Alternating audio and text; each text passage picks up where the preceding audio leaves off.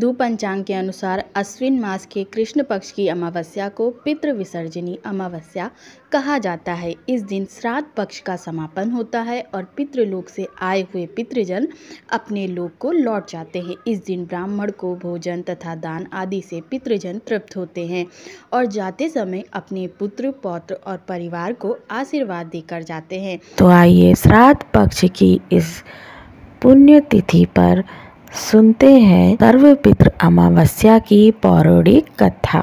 देवताओं के पितृगण अग्निस्वात जो सोमपथ लोक में निवास करते हैं, उनकी मानसी कन्या अक्षोदा नाम की एक नदी के रूप में अवस्थित हुई।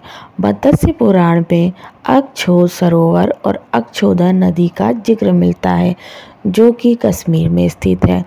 एक बार अक्षोदा ने 1000 वर्ष तक तपस्या की, जिससे प्रसन्न होकर देवताओं के पितृगण अग्निस्वात और बृहस्पति अपने अन्य पितृगण अमावसु के साथ अक्षोदा को वरदान देने के लिए अश्विन अमावस्या के दिन उपस्थित हुए। उन्होंने अक्षोदा से कहा कि पुत्री, हम सभी तुम्हारी तपस्या से अति प्रसन्न हैं, इसलिए जो चाहो वर मांग लो।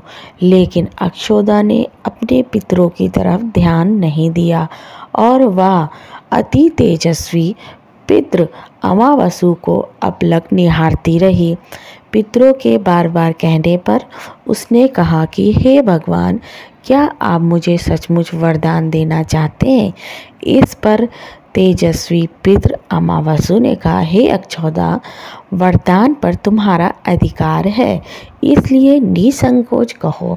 अक्षोदा ने कहा, भगवान, यदि आप मुझे वरदान देना ही चाहते हैं तो मैं तत्क्षण आपके साथ रमण कर आनंद लेना चाहती हूँ। अक्षोदा के इस तरह कहे जाने पर सभी पितृ क्रोधित हो गए। उन्होंने अक्षोदा को श्राप दिया कि वह पितृलोक से पतित होकर पृथ्वी लोक पर जाएगी।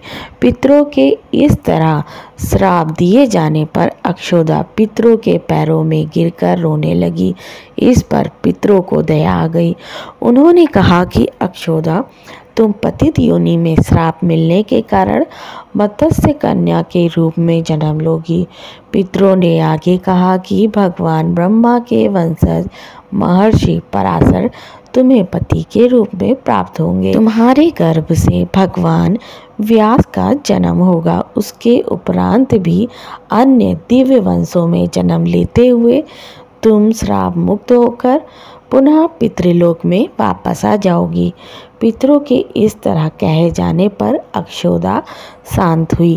अमावसु के ब्रह्मचर्य और धैर्य की सभी पितरों ने सराहना की एवं वरदान दिया कि यह अमावस्या की तिथि अमावसु के नाम से जानी जाएगी।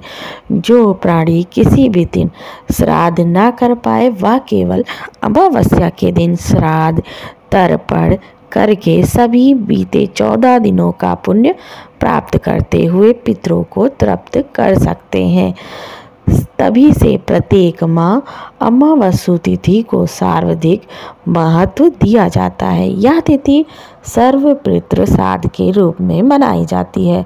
उसी पाप के प्रायश्चित हेतु कालांतर में यही अक्षोदा महर्षि पराशर की पत्नी एवं वेद व्यास की माता सत्यवती बनी। तत्पश्चात समुद्र के अंशभूत शांतनु की पत्नी हुई और 2 पुत्र चित्रांगत और विचित्रवीर को जन्म दिया। इन्हीं के नाम से कलयुग में अष्ट का श्राद्ध मनाया जाता है।